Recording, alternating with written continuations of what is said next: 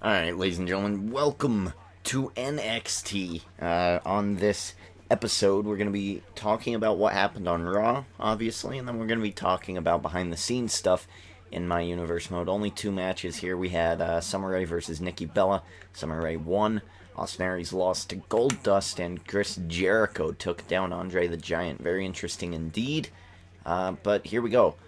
Interesting. Ryback and Sheamus has always been a match I don't know. I just think they're good guys. They're big and they're fast and they're like championship material. So I chose to watch this one. And then this match here, obviously it's the Wyatt family versus Sami Zayn, Adrian Neville on Monday Night Raw. In my universe mode, Adrian Neville actually came in and German suplexed Sami Zayn.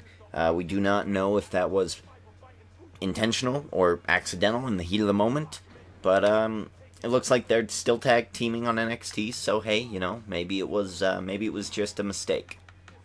All right, we need to put elimination on here, and let's play the game. All right, so let's talk about what happened on Monday Night Raw. A lot of great matches on Monday Night Raw, man. I was very, very happy again with the way they're booking Shield and Wyatt's, and let's just put. Let me write down Elimination Chamber here real quick. Elim Chamber, right?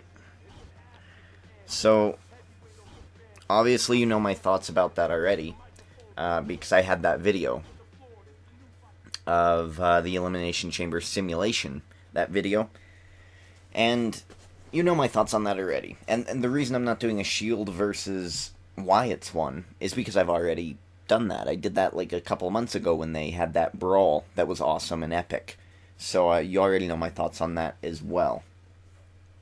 And yeah, even back then I think they were teasing that the Shield was going to kind of break up. But let's talk about the Elimination Chamber. The thing that I'm excited most about, obviously, is Shield versus Wyatt's. The build-up to it has been super amazing. It's felt right, you know? I mean, there's been a lot of backstage stuff that I feel has been done right. Betty White, when she was announced as the guest host, I was just so irritated because I was like, Betty White, yuck, what is she gonna do? She has nothing. There's nothing about her that is remotely interesting to the WWE fan base. And then, as here comes the generation out. And then, I don't know, I watched it and I really liked what they did with New Age Outlaws. They're older, but they're still doing like New Age Outlaws type stuff, you know? It was really good, well put together. But the same thing with the Shield and Wyatt stuff. I mean, you had Wyatt's come out and after the Shield match, Dean Ambrose defending his United States Championship against a returning Mark Henry, which I didn't really like. That was actually the only match I probably didn't like a whole lot. And I'll tell you why I liked the Divas one a bit better. But anyway, we'll talk about that later. The only reason I didn't like that match is because I feel like Mark Henry was a bit slow. You know, I don't know. Maybe he's just getting a bit stale. It's the same thing with Big Show. You know, I don't know. But Shield versus Wyatt, they had a face-off. That was really good. But earlier, the Wyatts faced off against Cody Rhodes, Goldust, right? I think so, yes. And Rey Mysterio. And that was really good as well. That was another really great high-paced match. And then at the end of it, I mean, Rey just came off his ropes getting ready to do the 619. Tag in, Bray Wyatt catches him out of nowhere, hits Sister Abigail. And it was just amazing. It was really, really good. So, I mean, if you missed Monday Night Raw or you didn't watch it, I recommend go watch it because, damn, was it a good show. You missed quite a bit. So I'm really excited about Shield versus Wyatt. Let's talk about The Miz for a minute. I'm not really hyped about him on the Elimination Chamber, but let's talk about The Miz. I feel like what they're doing with The Miz is kind of mocking CM Punk. I think what they're doing is to publicly say to Punk, without having to publicly say it to him, that, hey, what you did wasn't cool. You're acting like a baby. Look how annoying Miz is. That's what you are right now. That's what I feel like they're saying. And I think that's what they're trying to get across to the WWE fan base, who keeps chanting CM Punk almost every single week. Whenever they're bored, CM Punk, CM Punk. And that's fine, but again, like, I just don't understand why you would chant CM Punk. Not really because CM Punk is a douchebag. No, not at all. I just think that CM Punk was done. He wasn't happy in his spot. I wasn't happy with him being in that spot. But, you know, you'll live. Other people will take Punk's place. Punk will be back. When Batista left, I said, Batista will be back. And sooner rather than later. It took 4 years, I think. Yeah, 2010 maybe? I don't know, whenever first season of NXT. So yeah, probably 2010. And I said he will be back. And he is back. And now a lot of you hate him. So it's like, just be patient. I mean, look at this. You could have this right now. The Wyatts. Sami Zayn. Punk leaving could open a spot for Sami Zayn. It could open a spot for Adrian Neville, Corey Graves, all these other superstars. I'm super excited to see them bring up and give them a shot, a chance that they haven't been bringing up because there's just no spot. There's no place. And hey, on Monday Night Raw, you know who debuted? Brian Saxton. That's right, Brian Saxton. Remember him? Brian Saxton. Okay, but yeah, so I feel like what they're doing with The Miz is just to kind of like toy with you about CM Punk leaving.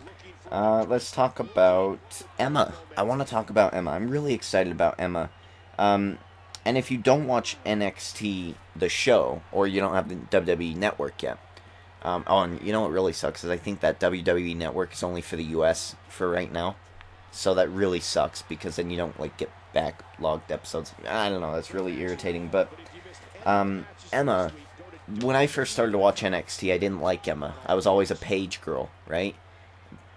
Sorry, that came out wrong. I was always a Paige guy, right? A Paige guy.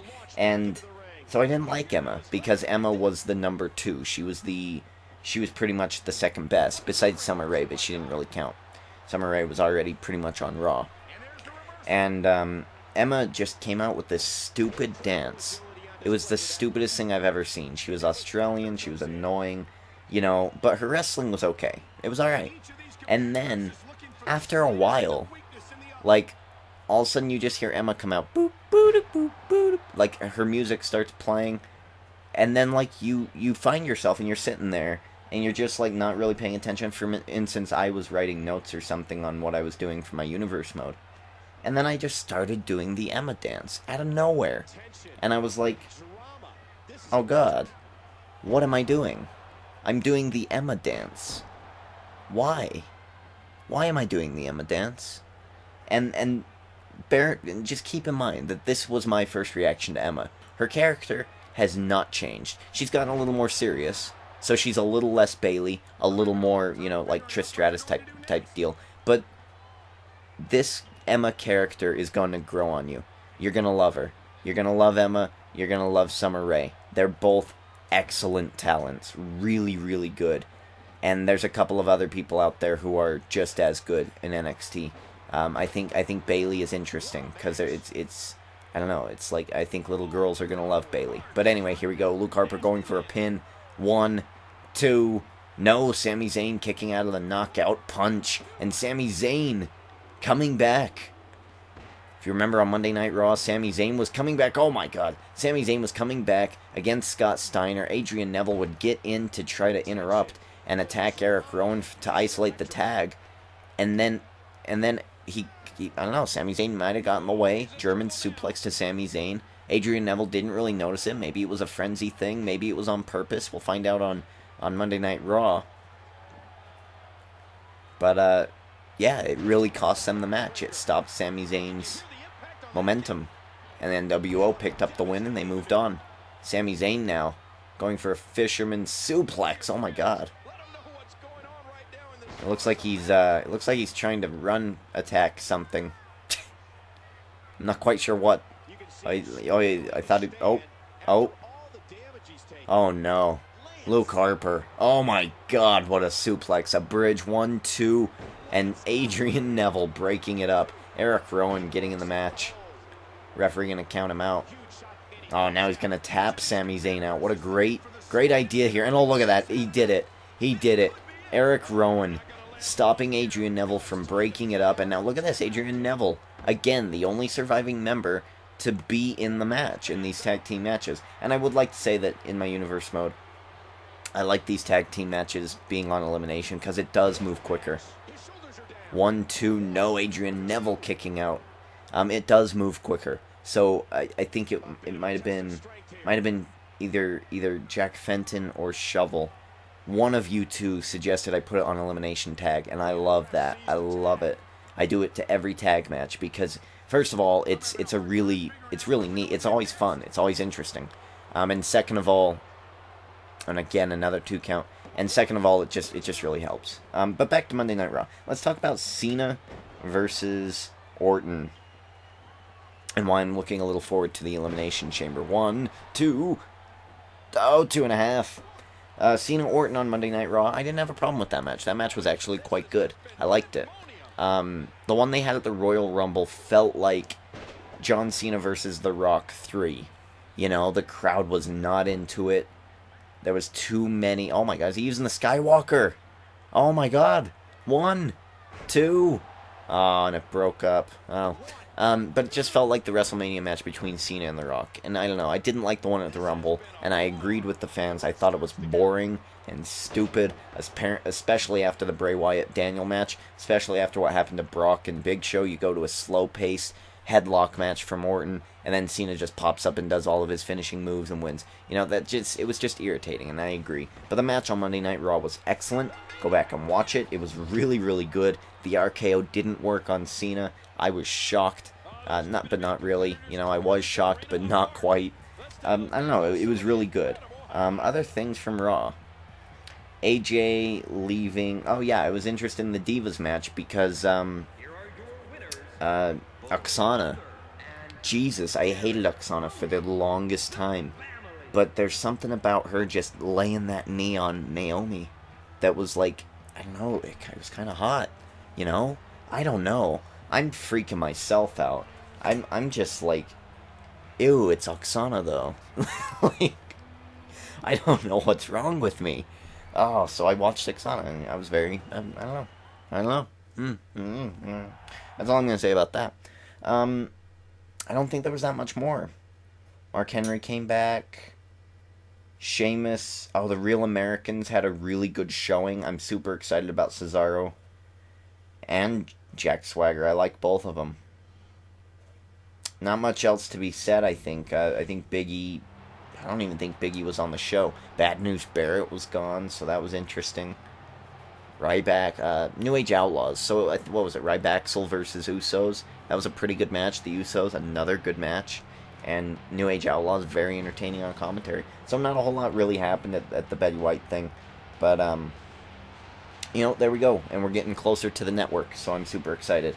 Now that we're in this match, Ryback versus Sheamus, this match should have a lot of really cool close falls, so I'm super excited. Let's talk about my universe mode. Obviously on SmackDown, we've got The Shield trying to help Dean Ambrose take away the championship from Kurt Angle. Kurt Angle also has to worry about the originals, RVD and Rey Mysterio. Kurt Angle it's basically a 1-on-5, really a 1-on-7, 1-on-8, if you count in Sergeant Slaughter, Yokozuna, and Kofi Kingston, who returned on SmackDown last week. So, 1-on-8 for Kurt Angle, really. And it's going to be at SummerSlam. It's going to be a huge triple threat. It's going to be Kurt Angle versus Dean Ambrose versus Sergeant Slaughter.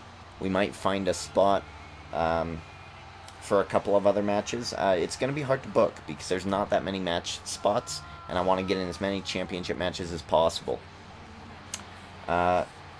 This week on SmackDown, you're going to see Kurt Angle take on the final member of The Shield. You're going to see Yokozuna and Kofi Kingston answer for their interferences last week, so they're going to have a match. You are going to see, obviously, Orton, Bo Dallas, AJ, and Layla are going to have another, fling. Antonio Cesaro is going to host an open challenge, and Rey and RVD are just going to go for kind of a tune-up victory, if they can, over Zack Ryder and Santino in some form or fashion. Probably a singles match with managers. I don't want too many tag team matches on one show, if that makes sense. Okay, so that's what you're going to see on SmackDown. Let's talk about Monday Night Raw. Obviously, we got the Wyatts versus John Cena. I think I did probably my favorite editing job I've ever done with the Wyatt thing. I hope it turned out well. I liked it. So I guess if I liked it and I had fun with it, that's all that really counts. It didn't take me too long. One mistake that if I could take it back, I would. One mistake. Oh my god, backpack stunner already? Oh my god, Sheamus. The one mistake I did was when I was recording the Bray Wyatt background scene stuff. I left in the ad. I forgot to press B. Oh well, what are you gonna do, right? So Bray Wyatt is pimping some stupid ad in the bottom corner. Whatever. Let it go. On Monday Night Raw, we've got Big E Langston. He has defeated Two-Man Band. Two-Man Band is still looking for another member. Oh my god, Ryback. Oh, thank god. Two-Man Band is still looking for another member. The Spades are looking to replace CM Punk. The new generation is, they're going to settle their differences, or they're going to put their differences aside from last week's loss in the Intercontinental Championship tournament. Scott Hall is most likely going to be on the show in some form or fashion, whether it be by postcard or via satellite. He might show up, I doubt it, but he's got something to say about the NWO hunting his championship. And I think that's it. Not much, is there?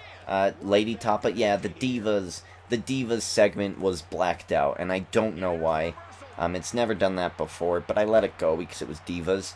And Lady Tapa was just dominant. That's all you really needed to know about that. Just skipped it if you did.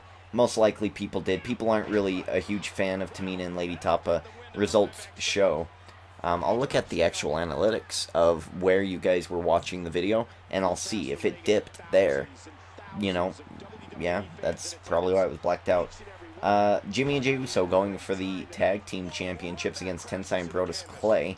So there's going to be some good stuff coming up in this upcoming week of my universe mode.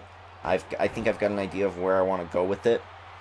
It's going to be interesting because SmackDown has Night of Champions after SummerSlam. So SmackDown is going to get most of that booking, whereas Raw is going to kind of be a bit longer term booking. I've got to book 8 weeks, right? Instead of 4, so that'll be interesting.